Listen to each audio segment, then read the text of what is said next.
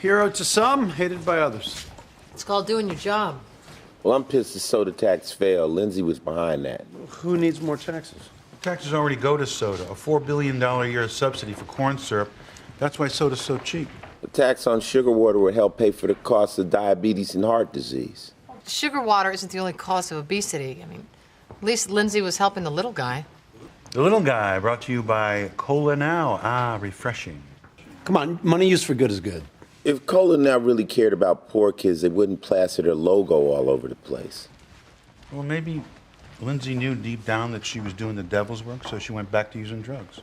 Well, except that her tox screen came back negative. Well, it only tests popular drugs, cocaine, meth, X. PCP isn't on the standard test anymore. I mean, people are jumping off bridges thinking they can fly. Okay, so maybe she thought she could breathe underwater. We prove it was an accident. Case So that it closed, we go wasn't an home. accident. What? Lindsay Elding was poisoned. By who? The Smurfs? Warner found mushrooms in Lindsay's guts, ran the DNA, and ID'd 4 species from South America. That's not something you get from your local grocer.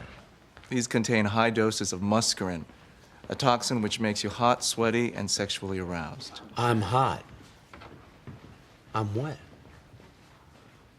Explains why Lindsay took off her clothes. And why she threw herself at a jerk like Whit Worley. And why she tried to cool herself off in the fountain, but why did she drown? Muscarine toxicity often leads to respiratory failure. Lindsay took her final weak breaths underwater, but she would have died anyway. So, somebody slipped Lindsay a deadly cocktail of shrooms. When?